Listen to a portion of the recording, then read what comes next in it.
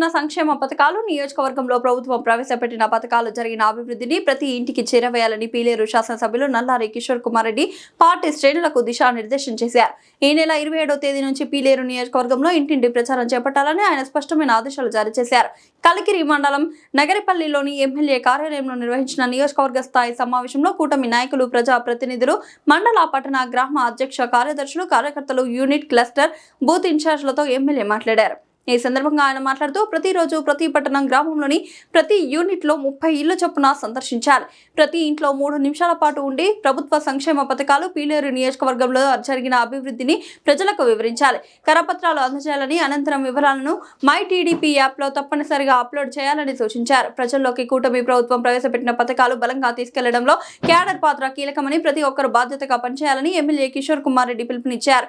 ఈ సమావేశంలో పీలేరు నియోజకవర్గ అబ్జర్వర్ సుబ్బయ్య, నియోజకవర్గ స్థాయి నాయకులు, కార్యకర్తలు, పలువురు అనుబంధ సంఘాల తదితరులు పాల్గొన్నారు.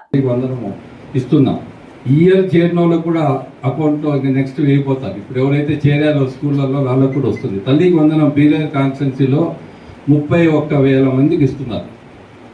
31,000 మందికి 37 కోట్లు సంవత్సరానికి అకౌంట్లో డబ్బు పడుతుంది. 37 కోట్ల రూపాయలు 31,000 మందికి అకౌంట్లో 13,000 రూపాయలు లెక్కన పడుతూ ఉండేది. రేపు నేను కూడా గురవకొండలో పాల్గొంటున్నా. 1,400 మంది పిల్లలు ఉన్నారు. ఎలిమెంటరీ స్కూల్లో, హై స్కూల్లో కలిపితే 1,400 మంది ఉన్నారు అక్కడ.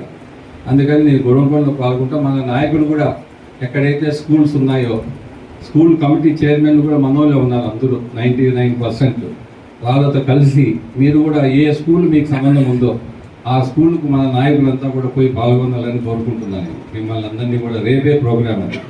తర్వాత సిలిండర్లకు సంబంధించి దానివల్లే మనకి 25 ఓట్లు మెజార్టీ వచ్చింది.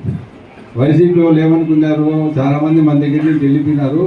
పీలేరు మండలంలో కానీ ఇంకో మండలంలో కానీ ఏమైపోతుంది, గొప్ప మునిగిపోతుంది అనుకున్నారు. ఏమైంది, ఎక్కడైతే ఎక్కువ నాయకులు భయపడిపోయినారో అక్కడ ఎక్కువ మెజార్టీ వచ్చింది. పీలేరు మండలం 25,000 ఓట్లు.